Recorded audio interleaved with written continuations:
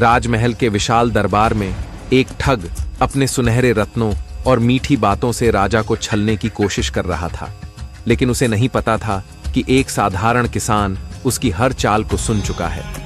क्या किसान इस ठग की साजिश को रोक पाएगा? क्या राजकुमारी आद्या इस धोखे को समझ सकेंगी? और सबसे बड़ा सवाल, खजाने का असली रहस्य क्या है? जानने के लिए अंत तक देखिए, क्योंकि इस कहानी में हर मोड़ पर छुपा है एक नया राज्य। बहुत समय पहले सूर्यगढ़ नाम का एक राज्य था जो अपनी समृद्धि और शांति के लिए प्रसिद्ध था। इस राज्य के राजा वीरेंद्र सिंह अपने न्याय और शक्ति के लिए जाने जाते थे।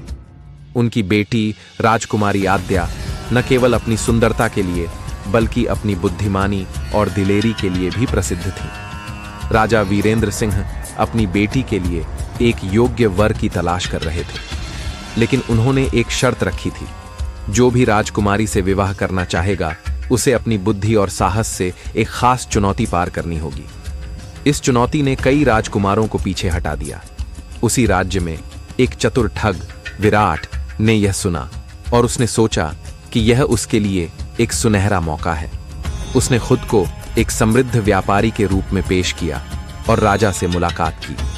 विराट के पास न सिर्फ शब्दों का खेल था, बल्कि उसने सोने के सिक्के और बहुमूल्य रत्न राजा को उपहार में देकर उनका विश्वास जीत लिया। लेकिन विराट का असली मकसद कुछ और था, राजमहल के गुप्त खजाने को चुराना।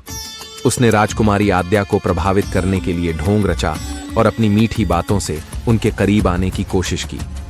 गांव के एक कोने में एक साधारण किसान धर्मपाल रहता था।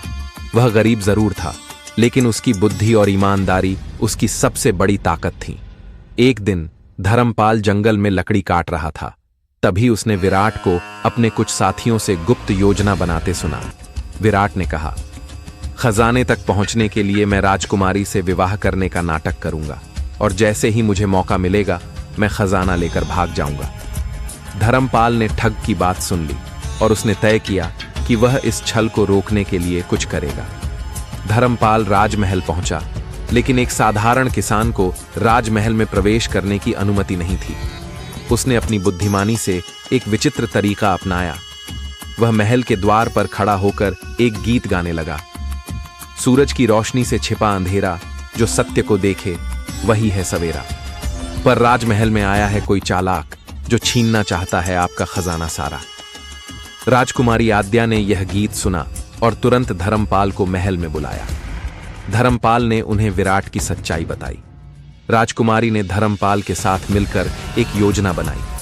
उन्होंने विराट को यह विश्वास दिलाया कि खजाने की चाबी एक रहस्यमयी गुफा में छिपी है, जो महल के पास ही है। लेकिन गुफा तक पहुंचने के लिए एक कठिन चुनौती पार करनी होगी। विराट को यकीन था कि वह यह चुनौती पार कर लेगा। गुफा में कई जाल बिछाए गए थे। राजकुमारी और धर्मपाल ने एक ऐसा तंत्र तैयार किया जिसमें विराट की हर चालाकी को फंसाया जा सके। रात के अंधेरे में विराट गुफा में पहुंचा। जैसे ही उसने अंदर कदम रखा, उसे गुफा के चारों ओर चाबियों की आकृतियां दिखाई दी, लेकिन हर चाबी के पास एक पहेली लिखी हुई थी। विराट को चाबी उठाने के लिए सही पहेली का उत्तर देना था। पहेली थी, वह क्या है जो जितना लेता है उतना ही बढ़ता है। विराट सोचने लगा, लेकिन वह घबराया हुआ था। गलत जवाब देने पर गुफा की दीवारें सिकुड़ने लगती। विराट ने गलत जवाब दिया और अचानक गुफा की दीवारें उसकी ओर खिसकने लगीं। इसी बीच राजकुमारी और धर्मपाल ने गुफा के बाहर छिपकर विराट की हरकतों को देखा।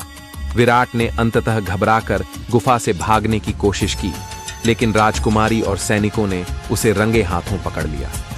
राजा वीरेंद्र सिंह ने विराट को कठोर दंड दिया और उसकी सच्चाई सबके सामने उजागर की। धर्मपाल की ईमानदारी और बहादुरी से प्रभावित होकर राजा ने उसे राजमहल का मुख्य सलाहकार नियुक्त किया।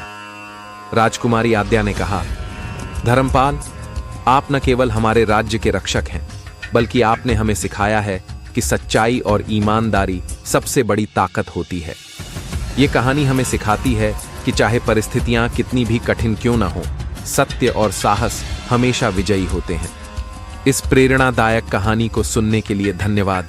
अगर आपको यह कहानी पसंद आई तो हमारे चैनल प्रिंस ज्ञान भक्ति को लाइक और सब्सक्राइब जरूर करें।